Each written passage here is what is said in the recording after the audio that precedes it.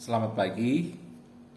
Kita bersyukur bahwa kita masih diberikan kesehatan, nafas hidup, keselamatan sampai saat ini. Dan kita akan menjalani aktivitas di hari ini. Namun sebelumnya kita hendak sejenak untuk mendengarkan firman Tuhan. Dan karena itu mari kita berdoa, mohon bimbingan Roh Kudus. Kita berdoa. Ya Tuhan, kami hendak sejenak mendengarkan firman-Mu. Bimbinglah kami dengan Roh Kudus untuk kami dapat mengerti, menghayati, dan kami dapat menjadi pelaku firman-Mu. Kiranya firman Tuhan senantiasa menerangi jalan kami. Firman-Mu kami boleh jadikan sebagai pedoman di sepanjang hidup kami. Firman-Mu menuntun kami untuk kami melangkah dalam menjalani kehidupan yang kadang penuh dengan pergumulan dan tantangan. Inilah kami, anak-anak-Mu, bersabdalah kepada kami sedia untuk mendengarkan sabda firman-Mu.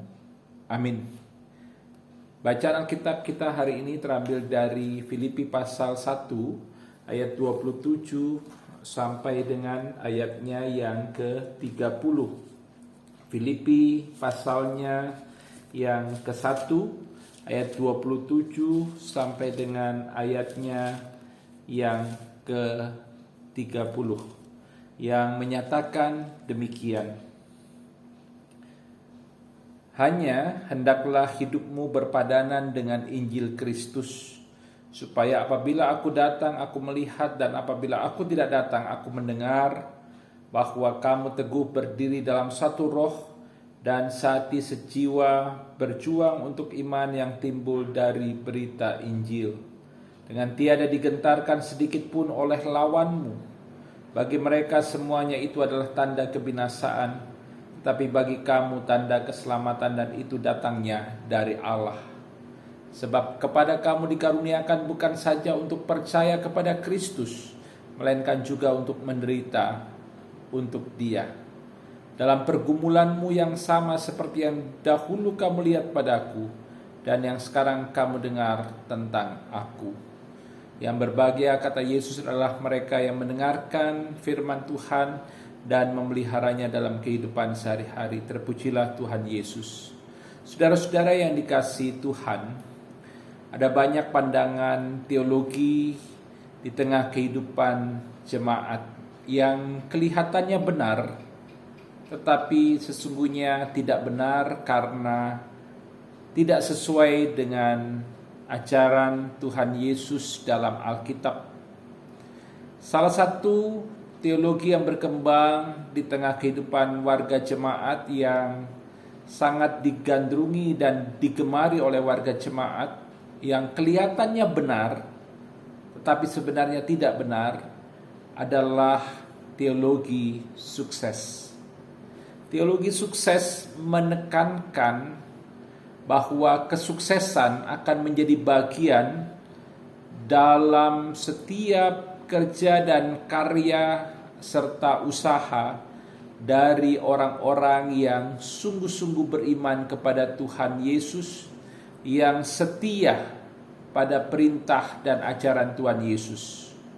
Teologi sukses mau mengatakan kalau kamu ikut Yesus sungguh-sungguh, maka kehidupanmu akan makmur, kehidupanmu akan sukses, kamu tidak akan jatuh miskin, kamu tidak akan sengsara, kamu tidak akan menderita, kamu tidak akan sakit.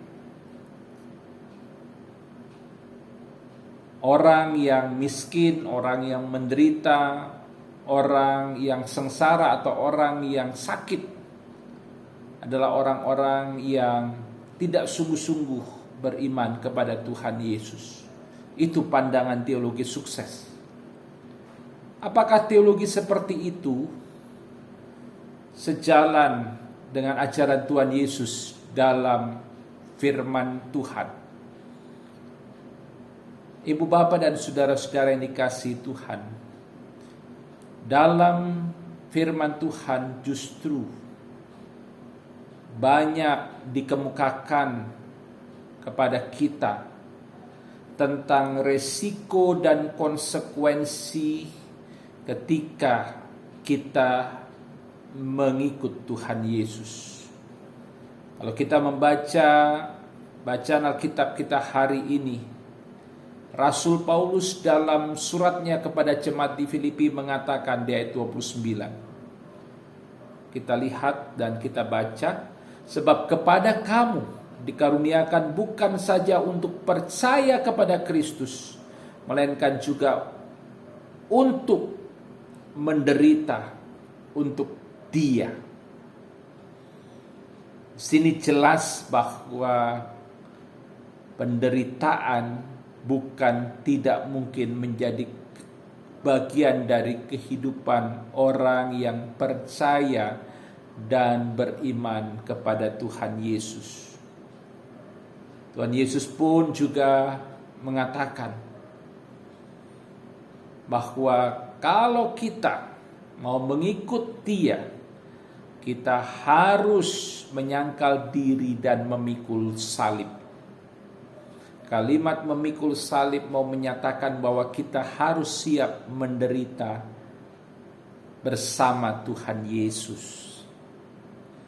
Dan itu artinya bahwa orang Kristen tidak berarti akan jauh dari penderitaan. Penderitaan bisa menjadi bagian dalam kehidupan orang yang beriman kepada Tuhan Yesus. Namun, orang yang beriman kepada Tuhan Yesus, ketika dia menghadapi penderitaan, dia tidak boleh gentar dan goyah, melainkan ia harus tetap teguh berdiri dalam satu roh, satu jiwa, satu hati, dan senantiasa berjuang untuk iman yang timbul dari berita Injil. Itu yang dikatakan oleh Rasul Paulus, bahwa orang Kristen bukan tidak mungkin mengalami penderitaan, tetapi orang Kristen yang beriman kepada Tuhan Yesus, dia akan kuat, dia akan teguh dan kokoh. Dia tidak akan gentar dan takut serta goyah dalam menghadapi penderitaan dan juga kesengsaraan serta pergumulan. Orang Kristen harus menjadi orang Kristen yang kuat. Kuat dalam iman, tidak mudah goyah. Karena apa? Karena kita punya Tuhan Yesus. Karena kita beriman kepada Tuhan Yesus yang telah mengalahkan kuasa dosa dan maut. Dan karena itu orang Kristen harus menjadi orang Kristen yang kuat, tidak mudah goyah, tidak mudah retak, apalagi patah dan hancur. Dan Rasul Paulus juga mengingatkan bahwa orang Kristen di tengah penderitaan dia harus terus berjuang. Kita tidak boleh mengabaikan kata berjuang. Orang Kristen adalah orang yang berjuang. Salah jika ada yang mengatakan bahwa jadi orang Kristen itu enak, bisa santai, bisa enak-enakan karena kita sudah menjadi anak raja, yaitu Yesus Kristus. Hidup orang Kristen adalah perjuangan. Paulus juga menegaskan hal itu dalam suratnya kepada Timotius, bahwa orang Kristen itu seperti olahragawan, atau lebih spesifik seorang pelari yang harus terus berlari berjuang sampai garis akhir. Rasul Paulus juga menegaskan bahwa orang Kristen itu seperti petani yang harus berjuang. Dia harus bekerja keras sebelum dia menuai hasil dari apa yang ditanamnya. Ibu bapak dan saudara-saudara yang dikasihi oleh Tuhan Yesus, hidup sebagai orang yang beriman kepada Yesus Kristus tidaklah mudah. Mungkin kita akan mengalami banyak penderitaan dan pergumulan karena iman kepada Tuhan Yesus. Mungkin kita akan dicemooh, kita akan dihina, dibenci, dikucilkan. Ada banyak penderitaan, pergumulan, tantangan yang mungkin kita hadapi. Tetapi firman Tuhan hari ini mengingatkan bahwa kita punya Tuhan Yesus yang telah mengalahkan kuasa dosa dan maut. Dan karena itu kita tidak boleh menjadi orang Kristen yang lemah. Kita harus kuat, tegar. Kita tidak boleh goyah. Kita tetap teguh berdiri, berjuang agar iman kepada Yesus Kristus tetap terpelihara sampai akhir hidup kita. Tuhan Yesus memberkati kita. Biarlah kiranya kita tetap setia mengikut Tuhan Yesus sampai akhir hayat kita. Amin. Mari berdoa. Ya Tuhan, terima kasih kami sudah mendengarkan firman-Mu yang mengingatkan kami bahwa sebagai orang Kristen bukan tidak mungkin kami menghadapi penderitaan.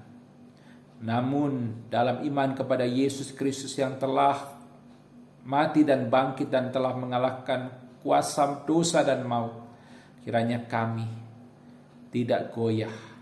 Kami boleh menjadi orang-orang Kristen yang kuat, tegar, dan senantiasa semangat dan terus berjuang menjalani kehidupan yang penuh dengan penderitaan, pergumulan. Dan biarlah kiranya Tuhan Engkau beserta kami, Engkau menguatkan iman percaya kami, dan biarlah kami boleh memuliakan nama-Mu. Berkati kami di sepanjang hari ini, kiranya kami tetap hidup dalam bimbingan dan tuntunan Tuhan. Kami boleh memuliakan nama-Mu di sepanjang hidup kami. Inilah doa kami Tuhan, di dalam nama Tuhan Yesus Kristus, Tuhan dan Juru Selamat kami berdoa. Amin. Selamat pagi, Tuhan Yesus memberkati.